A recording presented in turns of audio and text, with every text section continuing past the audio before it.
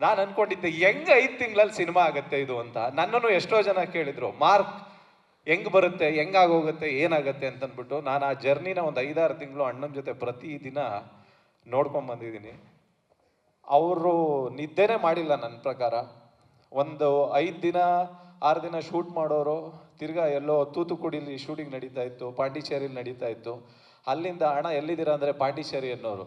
ತಿರ್ಗಾ next day morning Bigg Boss ಬಿಡ್ದಿಲಿರೋರು, ತಿರ್ಗಾ ಬಿಡ್ದಿಲ್ ನೈಟ್ ಕಾಲ್ ಮಾಡೋರು. ತಿರ್ಗಾ ಅಣ್ಣ ಎಲ್ಲಿದ್ದೀರಾ ಅಂತಂದರೆ ಅರ್ಲಿ ಮಾರ್ನಿಂಗು. ತಿರ್ಗಾ ಸೆಟ್ಟು ಇಲ್ಲೆಲ್ಲೋ ಕೆಂಗೇರಿ ಹತ್ರ ಒಂದು ಬಂಡೆದು ಒಂದು ಜಾಗ ಇದೆ, ಅಲ್ಲಿ ಶೂಟ್ ಮಾಡ್ತಾ ಇದ್ದೀನಿ ಅನ್ನೋರು.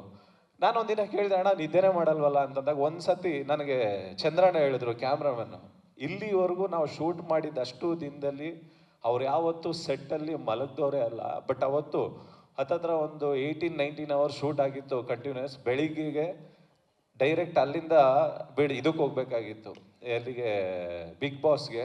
ಸೆಟ್ಟಲ್ಲೇ ಒಂದು 5-15 ನಿಮಿಷ ಹಿಂಗೆ ಟೇಬಲ್ ಮೇಲೆ ಮಲ್ಕೊಂಡಿದ್ರು.